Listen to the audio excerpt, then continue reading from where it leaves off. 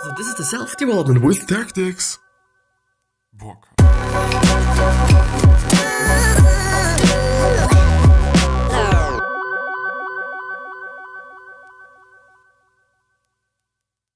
So today we're once gonna, again, yes, this is English, go through Mindwise, the book by the civis.org site.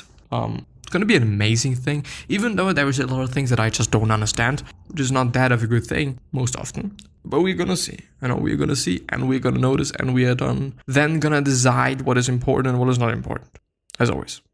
And there is no sound, yes, in terms of the intro. I'm sorry. But yeah, with that being said, hello, welcome back to the next episode of the Self-Development with Tactics podcast. And I'm super duper happy to be here. And I'm also super duper happy to go through this book because I'm looking forward to just knowing more, knowing better, knowing whatever, you know?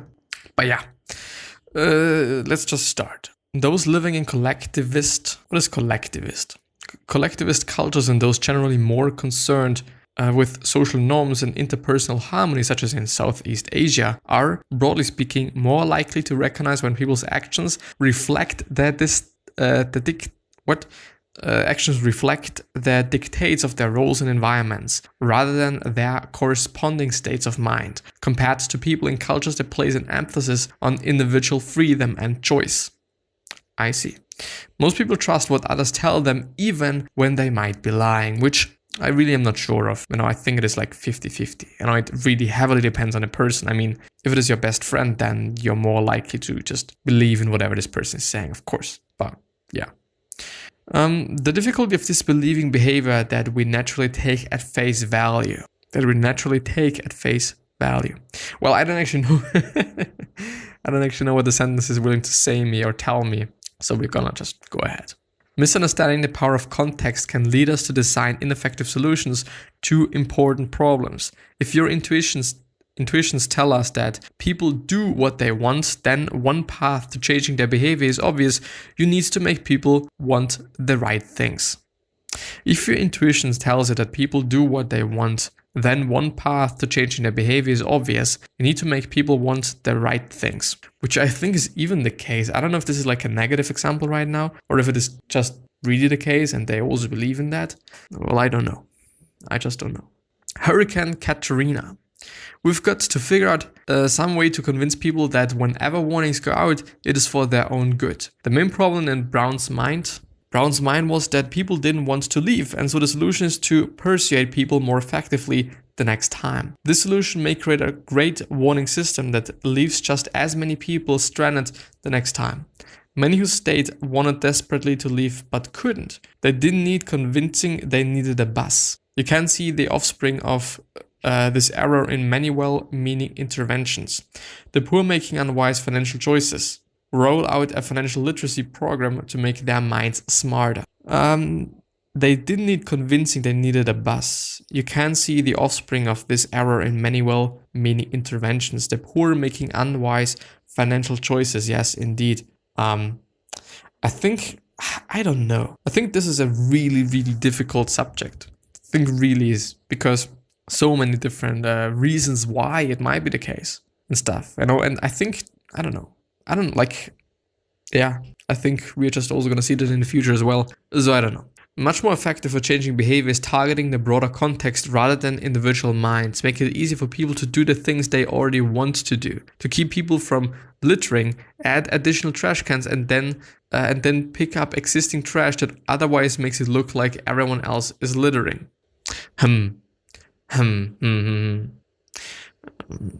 Is targeting the broader context rather than individual minds. Make it easy for people to do things they already want to do. Yeah, I mean it kind of indeed. I mean, if there's everywhere trash cans and I can just throw my shit everywhere and it just lands because of the mass of trash cans in the trash can, then it would be a good thing. If this is gonna work out, I don't really think so. But yeah. But I understand what he's referring to, or she is referring to, and I think he is referring to. Paying students and teachers for improved performance was completely ineffective. I see. This is, by the way, a really interesting one because, it's probably something that you've heard as well if you were a student, if you are still a student stuff. That people are like, just if I go to work, then I'm going to get paid and stuff and whatnot. And if I'm a student, then I'm not going to be paid. Yeah.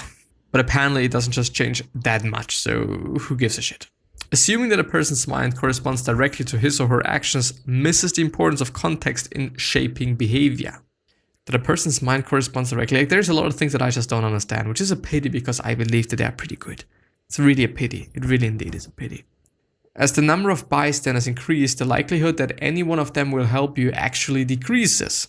The ideal number might be 2, one to help you and the other to call an ambulance. Yes, indeed. The more people there are, the less likely it is that nobody's going to do anything, which is a really interesting thing. But I guess we are just doing what other people are doing. And we like to do what other people are doing. And if other people are doing nothing, then, I don't know, chances are also relatively high that we're going to do nothing. So yeah. The tools at our intuitive disposal are simplifying heuristics that give imperfect insight into the minds of others. The mistakes they lead to create predictable errors that keep us from perfect understanding. I don't get it, but you might get it. So it might be good. I guess it is good. I think even if I would just translate it, I wouldn't really kind of get it, I guess. Provide simple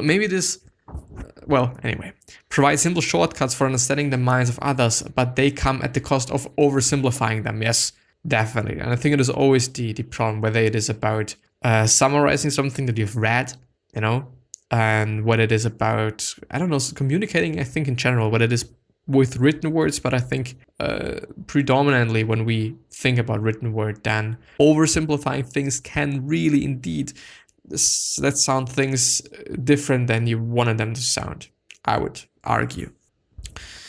After I mentioned that I'm working on a book about mind reading, my conversational partner assumes I'm writing about either body language, learning to read facial cues or physical gestures, or perspective taking, learning to imagine yourself in another person's situation.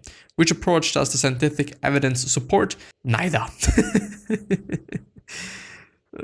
As interesting as it is, but for mind reading, my conversational partner assumes I'm writing about either body language, but why? Is this really about mind reading? Like, of course, it might be a reflection, but it's apparently just not backed by science anyway. So yeah.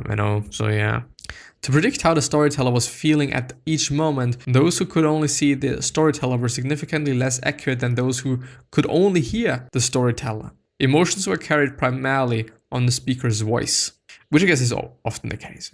I think we just really can hear when somebody's not feeling good. We all can hear that, I guess. We're actually pretty good at interpreting all those things and all those cues, if you will.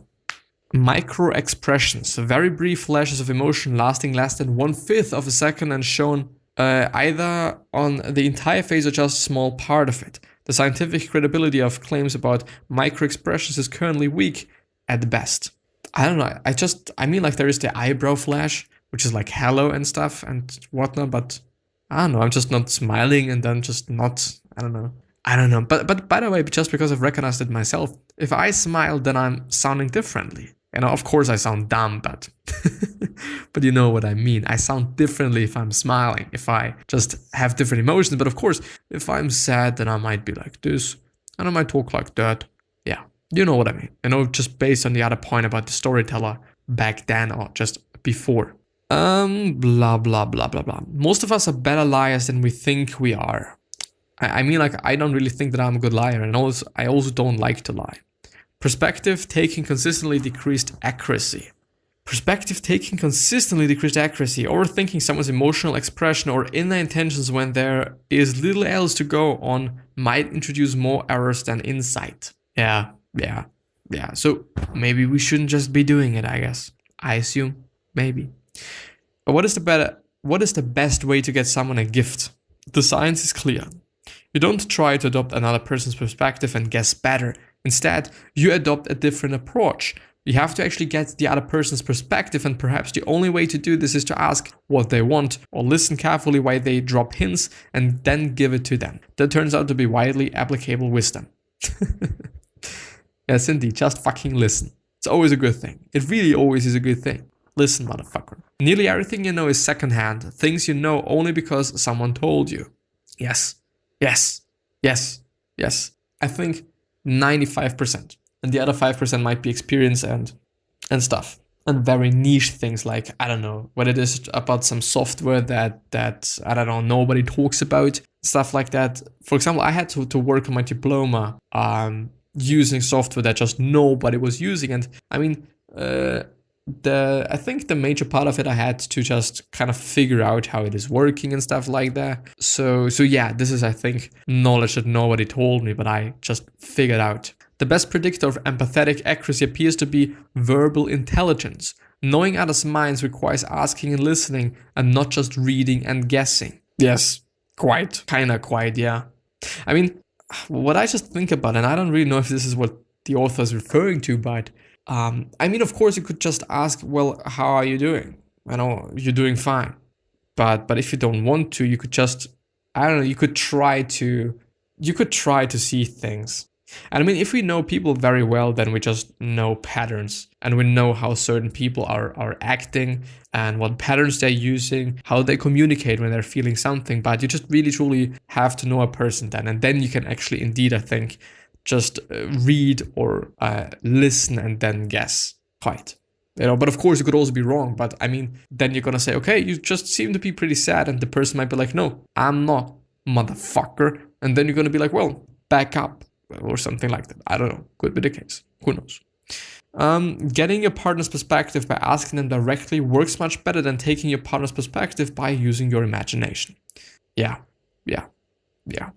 Always, I think. Getting people to tell you their minds is the best overall solution for understanding them. I would just also say, so like, I think ask in general is often, it's just often a good idea. Just ask. The main barrier to getting perspective is that others won't tell you what you would like to know. They lie, mislead, misdirect, avoid, or simply refuse to divulge the truth. The vast majority of these lies are told by a small number of chronic liars. Keep your cynicism in check. Many people will tell you the truth if you ask a direct question in a context where they feel at liberty to give an honest answer and you are open to hearing.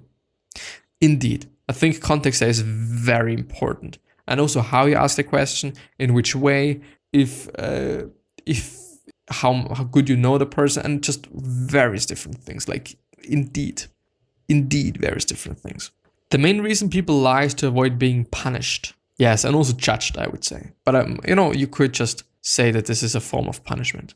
Instead of pressuring subjects until they crack for intimidation, fear, and pain, the new and more effective interrogation approach is one that establishes rapport and reduces fears of punishment. People were more willing to admit to having done something immoral when confronted a few minutes after the event, when their fear had subsided a bit, than when questioned immediately after the incident.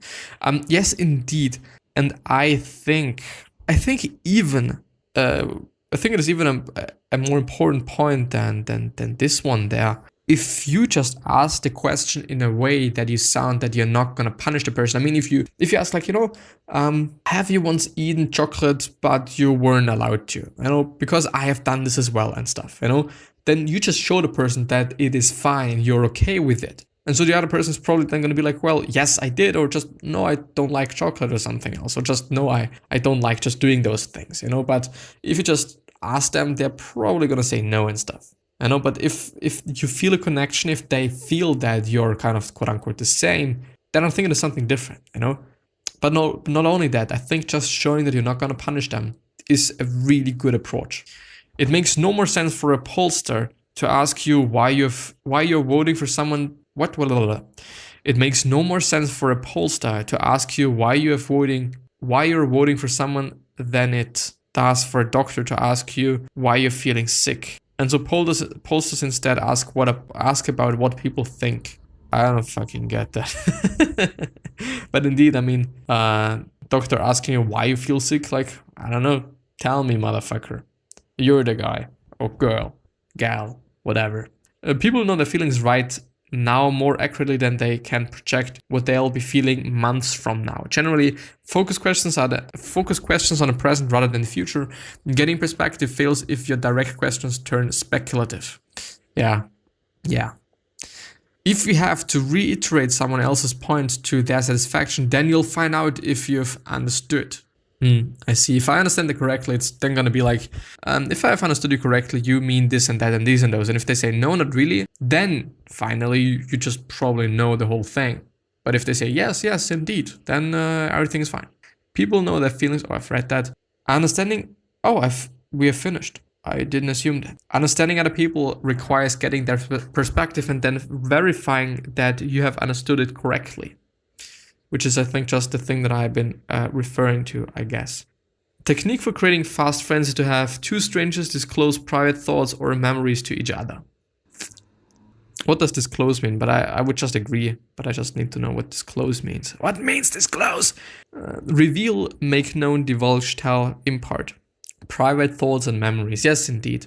I would say it's like if it is just some surface level conversation, then this, I don't know. But the question is like, I think making yourself vulnerable is often also a good idea to just start the whole process. I just have to think, because I would say, it depends on the person though. I mean, if you just then only talk about yourself and your experiences and whatnot and just stuff and blah blah bloop, then I don't know. It's not good. People like to talk about themselves, but not only, I guess, But it still also depends on the person. Yeah. Be a little bit more open, sharing things, saying things. Yeah, I guess. Even though, like, just, I don't know, like being vulnerable as well. I do understand that some people don't want to have that and don't want to do that. Just because per se being vulnerable is not a good thing. But on the other hand, it is like, The secret to understanding each other better seems to come not through an increased ability to read body language or improved perspective taking, but rather through the hard relational work of putting people in a position where they can tell you their minds openly and honestly. Yeah. I mean, if it is a really easy place to just talk about how you feel and talk about your thoughts, your just all those things, yeah. I mean, I think it is also just some exponential thing. Like, I think the more you know a person, the more you're gonna know the person in the future. In terms of like, I don't know. It's complicated, I think, Even though, like, I think you just can know a person to 80% relatively fast. The other 20%, which is the little tiny details that you may not even just really care about, or the other person also might not be really caring about, then then you just know the person pretty well. And I guess this is done relatively quickly. The question now is how to get into such a deep conversation, in such a position to be like, well, this is what I think and this is what you think, and we may or may not be similar. Like, who cares? But I think I'm gonna end the episode there. We've finished, which is something that's pretty interesting. I unfortunately didn't get too much out of it. I believe that it is a good book, and it is rated 10 out of 10 by Derek Sivers, so I also believe that it is a good one. But on the other hand, I don't know. It's problematic if you don't understand everything that is referenced in a book or talked about in a or the book. So strange and problematic and stuff. But yeah, the question of today is gonna be, do you believe that you could say something to a person and really make their day? And if you could, and if you know a person and whatnot, then why don't you do that? Yes. But yeah, anyway, I am gonna see the next time, at least hope so. Yes. I wish you the best health, happiness, and also success, and also hope that you're going to remind yourself and you're going to be remembered, which basically means your legacy, and basically means just being a nice person, then also being remembered as a nice person. I'm super happy to record those episodes. Like, they really have fun, and just the last days, they really have been fun. Also, just being able to talk about these things that I'm having in my mind, and that, I don't know, like, I think it is a good way to just get rid of ideas and get rid of things as Seth Godin also talks about it. But yeah, anyway, 3 other questions that I'm having for you are: why are you here? What are you trying to change? And what is bothering you the most? These 3 questions are hopefully going to show you your purpose and maybe even a business idea. Well, yeah, I'm hopefully going to see you the next time. Thank you very much from the bottom of my heart, and I'll see you. Bye-bye.